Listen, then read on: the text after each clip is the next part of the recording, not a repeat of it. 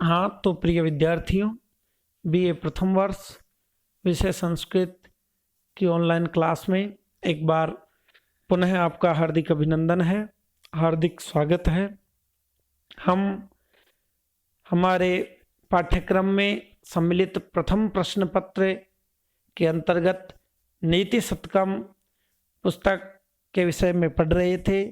सामान्य परिचय हमने नीति शतकम के विषय में पढ़ा था। आज हम जो है नीति शतकम के प्रथम श्लोक, जो कि नीति शतकम का मंगलाचरण है, के विषय में पढ़ने जा रहे हैं। जैसा कि आप स्क्रीन पे देख पा रहे हो, नीति शतकम का प्रथम श्लोक है, जिसको कि हम मंगलाचरण भी कहते हैं। किसी भी पुस्तक के प्रारंभ में हमारे ग्रंथकारों की एक परंपरा रही है कि भले ही वो गद्यात्मक पुस्तक हो, पद्यात्मक हो या गद्य पद्य मिश्रित रूप में लिखी गई पुस्तक हो, उसके प्रारंभ में एक प्रायः एक श्लोक जो है हमारे ग्रंथकार, हमारे रचनाकार लिखा करते हैं, जिससे कि एक मान्यता होती है कि पुस्तक की जो है रचना निर्विघ्न रूप से हो और पुस्तक पढ़ने वाले के साथ और पढ़ाने वाले के साथ पुस्तक के पाठकों का मंगल हो, ऐसी ऐसी कामना उस मंगलाचरण श्लोक में निहित होती है। इसके अलावा भी हमारी एक प्राचीन भारतीय परंपरा है कि किसी भी शुभ कार्य का हम प्रारंभ मंगलाचरण के साथ करते हैं। भले ही वो मंगलाचरण श्लोक रूप में हो सकता है, भले ही वो मंगलाचरण कोई कविता रूप में हो सकता है, कोई गीत रूप में हो सकता है, या एक सामान्य जो है वाक्य भी एक जो है देवताओं या हमारे इष्ट आदि के निमित्त वह हो सकता है। हमारे कई शुभ कार्य आदि भी होते हैं, विवाह आदि संस्कार होते हैं और कई प्रकार के संस्कार होते हैं। उनमें भी मंगल गीतों का प्रचलन हमारे जो है समाज में, हमारे लोक में विद्यमान है ही। यह भी इसी बात का सूचक है। तो एक परंपरा भी रही है, ग्रंथादौ ग्रंथ मध्य ग्रंथांते च मंगलम आचरणीयम, कि ग्रंथ के आदि में जो है, ग्रंथ के मध्य में और ग्रंथ के अंत में, मध्य मध्य में मंगलाचरण का जो है विधान होता है। तो यह ग्रंथ के प्रारंभ में स्थित मंगलाचरण है।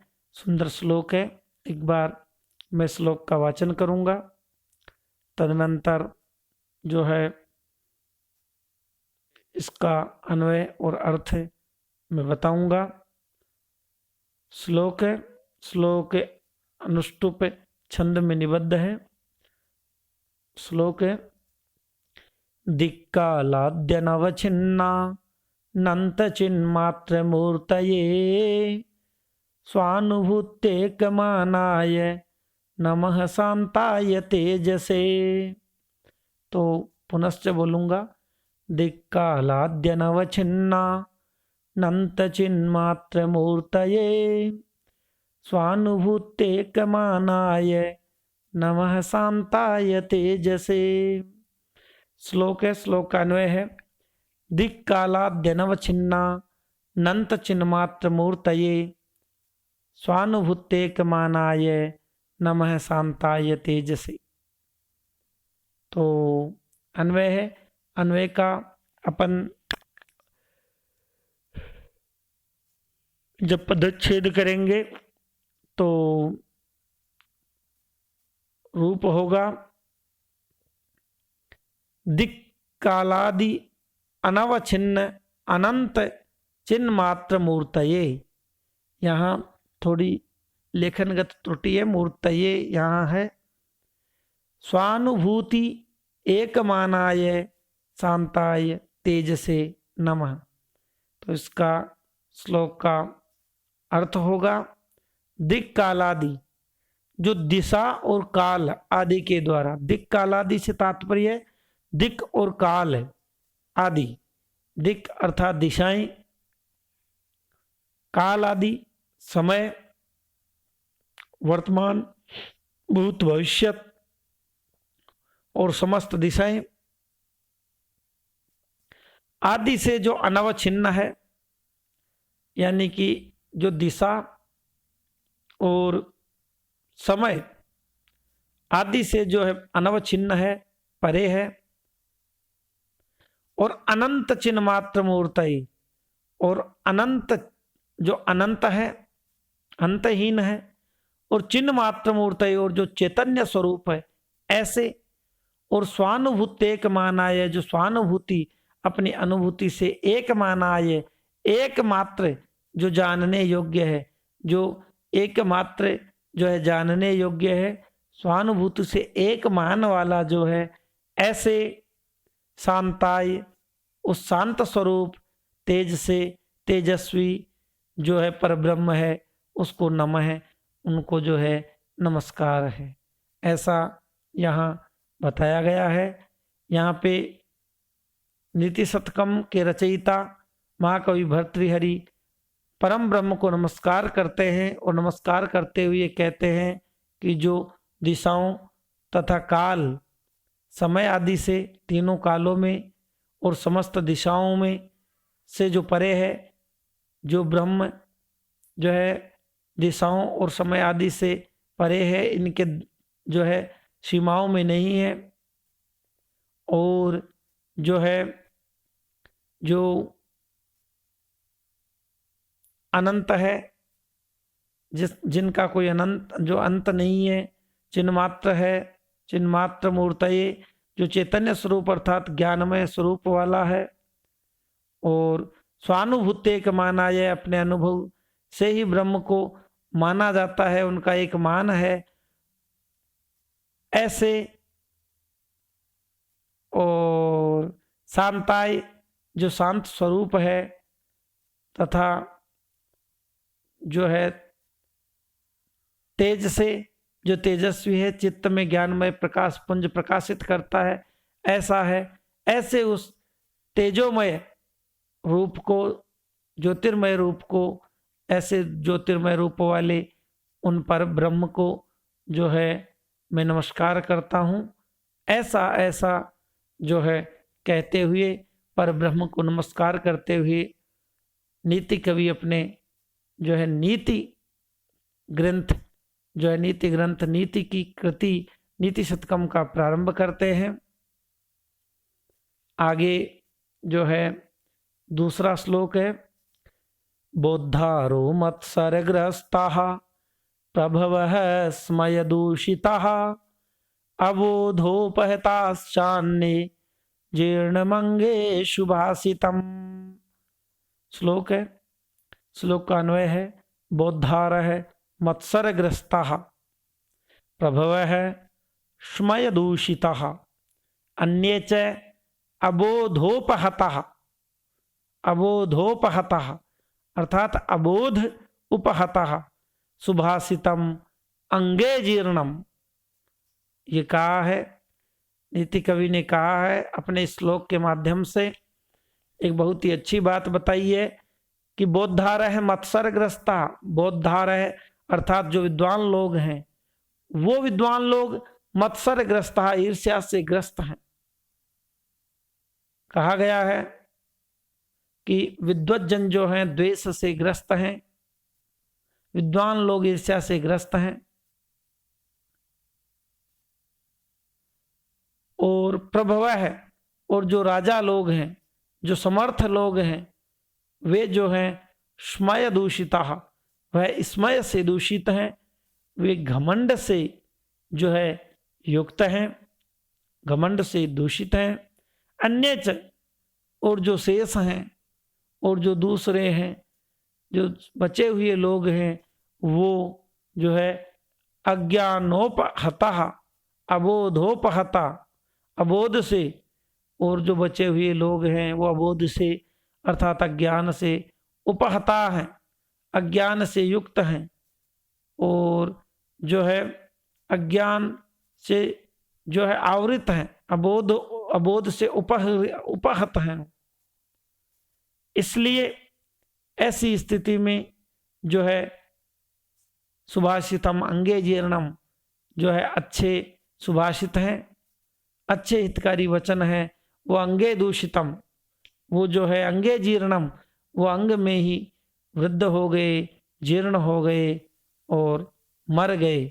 ऐसा यहाँ कहते हैं। भर्तृहरि जी हमें बताते हैं कि संसार में सभी विद्वान लोग जो बोद्धारय हैं, बोद्धा लोग हैं, वो अधिकांशतया ईर्ष्या से ग्रस्त हैं। किसी कारण वे दूसरों के हितकारी वचनों को सुनना नहीं चाहते हैं। जो प्रभु लोग हैं, जो समर्थ जन हैं, राजा लोग हैं या धनवान लोग हैं, वो घमंड से जो है युक्त हैं, अच्छी बातों को सुनना नहीं चाहते। इसके अलावा बचे हुए लोग जो हैं अज्ञान से उपरत हैं, वो जो है सुभाषितों के महत्व को नहीं तो जानते हैं और नहीं जानना चाहते हैं, इसलिए उन्हें उपदेश देना व्यर्थ है। इन सभी कारणों से जो है अच्छे वचन मन में ही जो है जीर्ण हो गए ऐसा लगता है, अर्थात उन्हें जो है व्यक्त होने का अवसर ही प्राप्त नहीं हो पा रहा है, ऐसा यहाँ बताया गया है। प्रस्तुत श्लोक में कवि ने स्पष्ट किया है कि ईर्ष्या, घमंड, अज्ञान से युक्त होने के कारण सुभाषित सुनने वालों का अभाव है, ऐसा यहाँ पर जो है नीतिकार ने बताया है। आगे जो है तृतीय श्लोक है, तीसरा श्लोक है पुस्तक का, जैसा कि आप स्क्रीन पे देख पा रहे हो। श्लोक है अज्ञ सुखमाराध्य, आर्या श्लोक है, आर्या छंद है श्लोक में। श्लोक है अज्ञ सुखमाराध्य सुखतरमाराध्यते विशेषज्ञ ज्ञानलव दुर्विदग्धम ब्रह्मापि तम नरम नरंजयति। श्लोक है, बहुत अच्छा अर्थ है। अन्वय है अज्ञ है सुखम आराध्य है। अज्ञ है अर्थात अनजान व्यक्ति, अबोध व्यक्ति, सुखम आराध्य है। सुखम सरलता से, सुख से, आसानी से आराध्य है, प्रसन्न करने योग्य होता है, उसे समझाया जा सकता है। अर्थात मूर्ख मनुष्य को जो है शीघ्र प्रसन्न किया जा सकता है। विशेषज्ञ है सुखतरम आराध्यते, और विशेषज्ञ विद्वान को तो सुखतरम आराध्यते, उससे भी ज्यादा आसानी से और भी आसानी से आराध्यते, प्रसन्न किया जा सकता है, मनाया जा सकता है, अनुकूल बनाया जा सकता है। ज्ञान लव दुर, किंतु ज्ञान लव दुर्विदग्धम नरम, परंतु जो ज्ञान के लव से अर्थात टुकड़े से, अल्प ज्ञान से जो है दुर्विदग्धम, अल्प ज्ञान से जो है व्यक्ति जो है दुर्विदग्ध है, अल्प मात्र जानकारी से जो है बुरी तरह विदग्ध है, अकड़ा हुआ है, ऐसे ज्ञान लव से दुर्विदग्ध जो है नरम नर को ब्रह्मा अपि नरंजयति, ऐसे व्यक्ति को ब्रह्मा भी, विधाता भी जो है न रंजयति, संतुष्ट नहीं कर पाता, स्वयं ब्रह्म भी उन्हें प्रसन्न ऐसे व्यक्ति को नहीं कर पाता है, ऐसा यहाँ बताया गया है। श्लोक में कवि ने मानव स्वभाव को तीन भागों में, मानव स्वभाव को 3 भागों में बांटकर मूर्ख की हठवादिता का जो है यहाँ वर्णन किया है। महान कवि ने बताया है कि संसार में 3 प्रकार के व्यक्ति होते हैं। प्रथम अज्ञ, जो कुछ जानता नहीं है। दूसरा विशेषज्ञ, जो हर विषय को बहुत अच्छे से जानता है। और एक तीसरा प्रकार है अल्पज्ञ, जो जानता है पर कम जानता है। तो इनमें सबसे भयंकर अल्पज्ञ होता है। अज्ञ आसानी से समझ जाएगा, विशेषज्ञ और भी आसानी से समझेगा, पर अल्पज्ञ व्यक्ति को जो है न, जो है कोई भी अच्छे से नहीं समझा सकता, और स्वयं ब्रह्मा भी ऐसे व्यक्ति को संतुष्ट या प्रसन्न नहीं कर सकता। ऐसा जो है अल्पज्ञ, जो ज्ञान लव से दुर्विदग्ध होता है, उसको यहाँ पर बताया गया है। बात वह है कि अधजल गगरी छलकत जाय, अर्धो घटो घोषम उपायति नूनम, कि आधा घड़ा जो है नूनम निश्चय ही घोषम उपायति, घोष करता है, शोर करता है। तो यहाँ पर श्लोक में बताया गया है कि अल्प ज्ञानी या आधा अधूरा ज्ञान जो है भयंकर होता है।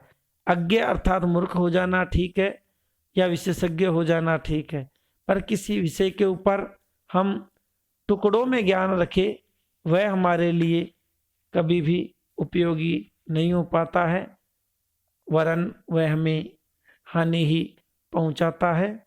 ऐसा यहाँ हमें श्लोक में बताया गया है। आगे के श्लोक में जो है हम जो है आगे की विषय वस्तु को पढ़ेंगे। तो मिलते हैं आगामी ऑनलाइन क्लास में। भवेत् तावत् शुभम मंगलम। जयतु संस्कृतम, जयतु भारतम।